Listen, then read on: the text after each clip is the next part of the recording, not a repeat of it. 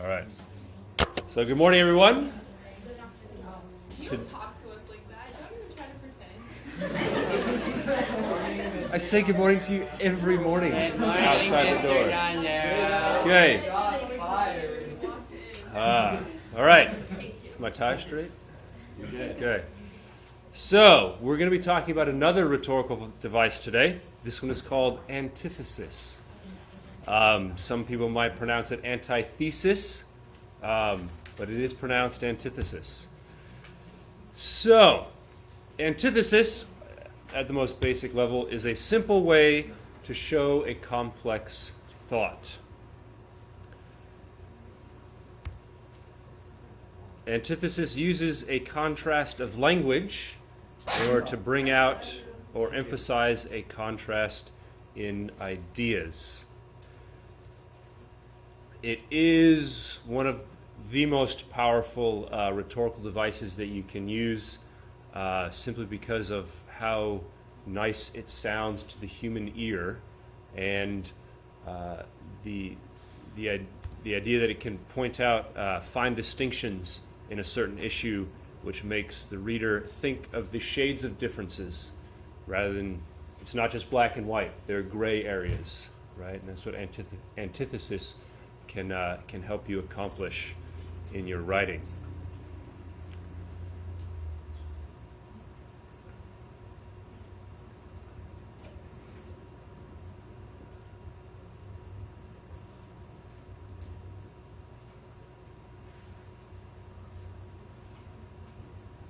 That was slide 1. If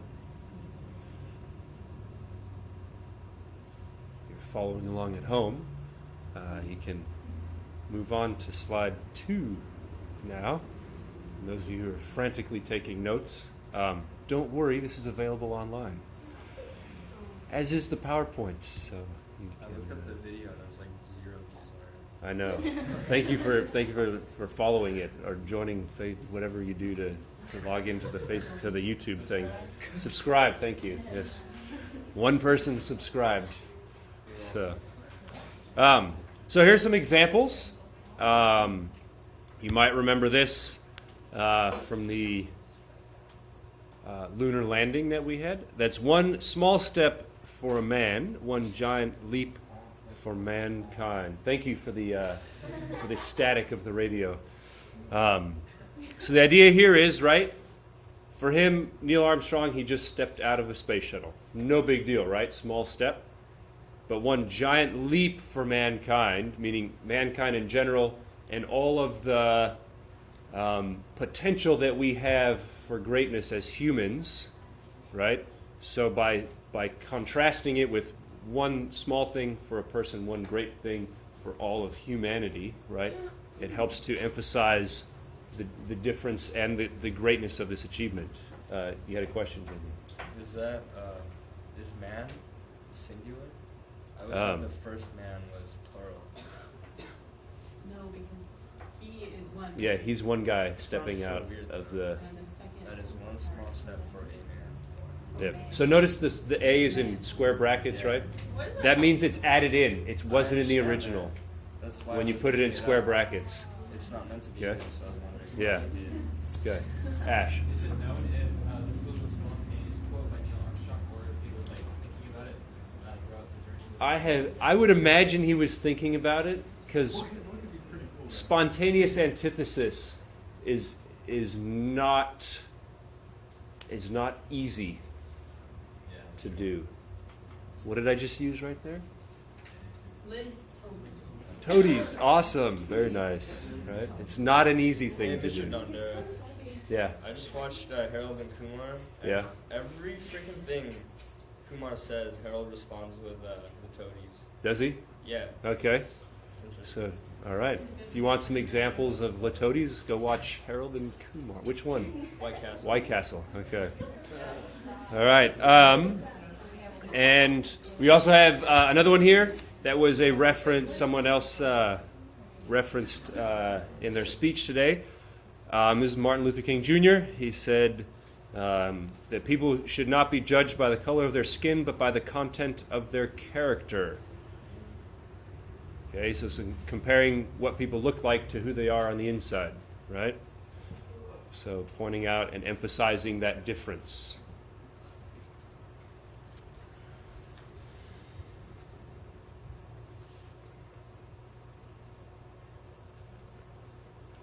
Was Martin Luther King Day like yesterday? No, that was the 50th anniversary of when he gave that speech. Yes. Yeah, we have that day off.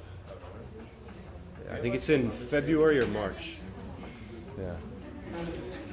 So that was slide number 2. Now we're moving on to slide number 3. Excuse me. So how to create antithesis. The way you do it, one way is by contrasting any different parts of a statement. So you can take a statement and you can make it contrast with something else, and you have antithesis. It's a little more complicated than that. That's how you do it on the basic level. You can also keep the structure the same, but use 2 opposing words. So your grammatical structure is the same. You simply have 2 different words that contrast with each other. Okay, that's another way that you can create antithesis. And yet a third way is that you can change the entire clause to contrast with another clause.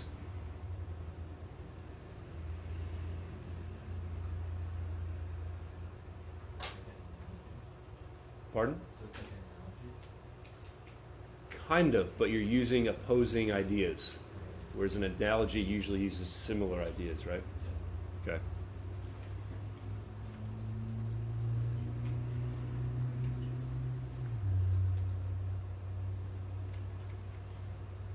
And we can also, the fourth way, make whole sentences that oppose each other. Even from the beginning of the paragraph to the end of the paragraph, your topic and your concluding sentence could oppose each other, and all the stuff in between helps you to set up that opposition as well.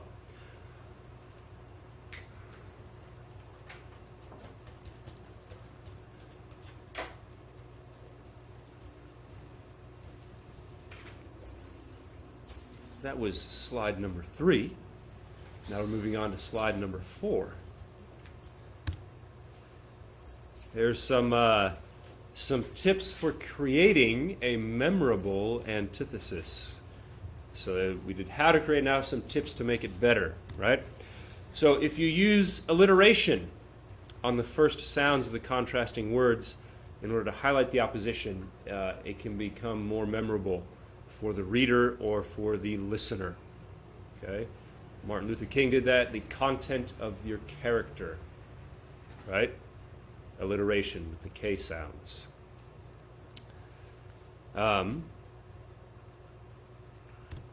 You can also use it to point out and highlight the fine points or shades of gray between major issues, right? Like the differences between legality and morality. Where does morality end and legality begin, or where does it not? Okay? Wisdom and learning. Just because you learn a lot, does that mean you're smart? Right? So by using antithesis, you can bring out these questions without actually having to ask them of the reader. Because Gray spelled wrong? is gray? No, it can be spelled G-R-A-Y or G-R-E-Y. They are both correct.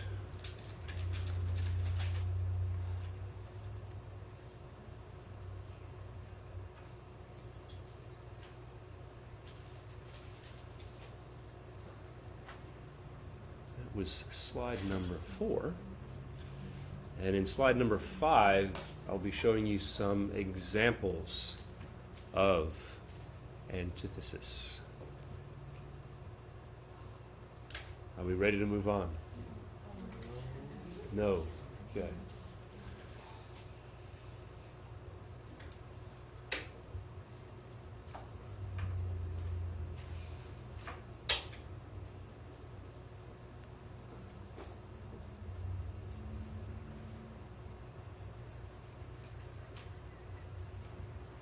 right, here we go. Slide number 5. Thank you. I don't have a slide counter on my screen here, so it's more things I have to remember. So, Go into presenter mode. it is in presenter mode. It just doesn't have slide numbers on it. So, antithesis and using alliteration with it. So here's an example of it without alliteration. Life can be kind and mean, full of joy and heartache. Right? Just a little ho-hum, right?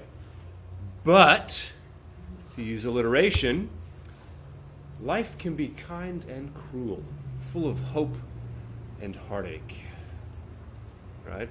So notice by repeating the initial sounds of the words that you are contrasting, it can make it much more pleasing to the listener or to the reader. Now, the second example here is much more eloquent, thus it is easier to remember.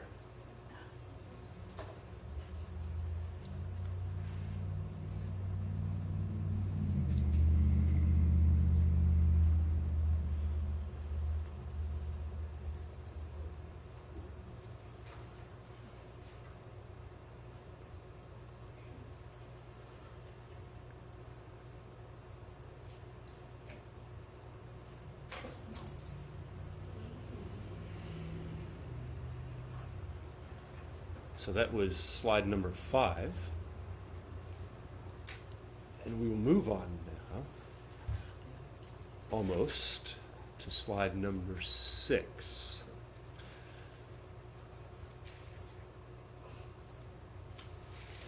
By the way, has anybody gone online and downloaded these to get the notes that you missed? Awesome. A couple people. Good. What's our first book going to be? Your first book? Yeah.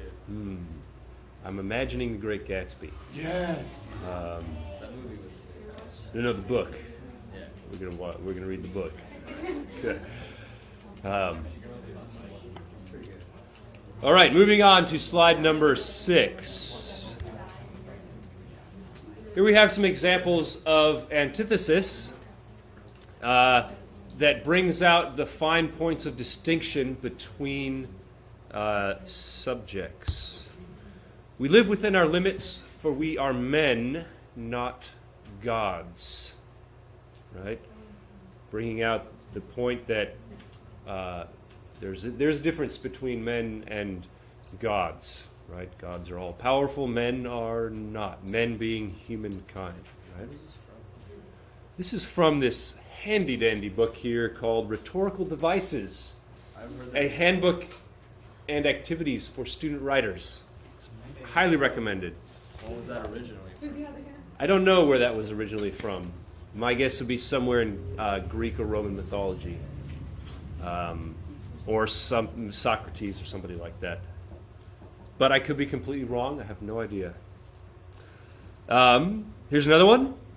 I speak I speak not from ignorance, but from experience.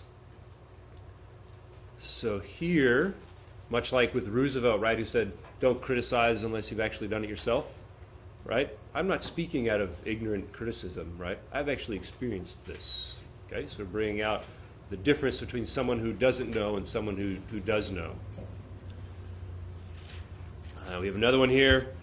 War is not fought to achieve joy, but to avoid pain. Different ways of looking at war, right?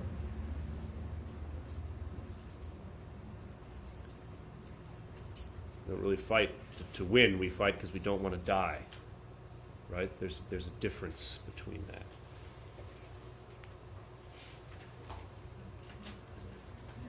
Jake was talking earlier about passion, right, in his speech. It's the idea that, are you going to fight better if you don't want to die? Or are you going to fight better because you want to win? My guess would be desperation is often a better motivator than the joy of victory, right? Than just trying to win something. So, questions so far about antithesis? All right. So, first exercise, don't worry about writing this down. I made a handout for you this time. So you can do it right on the handout. But I'll still go over this real quick so people can see who are watching at home. But you can also download the handout from School, so don't worry too much about it. So you are going to have to write 5 original statements that use antithesis. An example here, the villain lives by his wits, not by his labor. Okay? And then you go on to make 5 of your own. Right? Then, your second exercise, after you do that, you're going to mark... it's already up there, look at that. Mark specific words and phrases, I need to fix that, that are being contrasted by antithesis. And we have 9 of them here. So number 1 would be, we are caught in war wanting peace. We are torn by division wanting unity. That was Richard Nixon. And second one here, if a free society cannot help the many who are poor, it cannot save the few who are rich. John F. Kennedy. I came to bury Caesar, not to praise him. It was Mark Antony from Julius Caesar. By the way, 2 of the, in my opinion, greatest speeches written down for fiction are Mark Antony's speech and Brutus's speech after they killed Caesar in Shakespeare's Julius Caesar. We also have, I pass with relief from the tossing sea of cause and theory to the firm ground of result and fact. It was Winston Churchill. Next one we have is, extremism in the defense of liberty is no vice. Moderation in pursuit of justice is no virtue. That was Barry Goldwater. Anybody know who he is? I think so. Look him up. Figure something out. Number 6, not that I loved Caesar less, but that I loved Rome more. This was Brutus who said this from the Shakespeare play Julius Caesar. It was the best of times, it was the worst of times, it was the age of wisdom, it was the age of foolishness. Who knows where this is from? Tale of Two Cities, Charles Dickens, yes. Which, by the way, anybody know how he got paid for writing? By the word. By the word, which is why he wrote so densely. More words, more money. We have the last 2 here. To err is human, to forgive divine. That was Alexander Pope. He wrote in an essay on criticism is the title of that work. And another Shakespearean quote here from Macbeth, fair is foul and foul is fair. So, that ends our presentation on antithesis. If you have any questions, feel free to email me what they are, and I will give you an answer. It might not be what you want, but it's what you're going to get.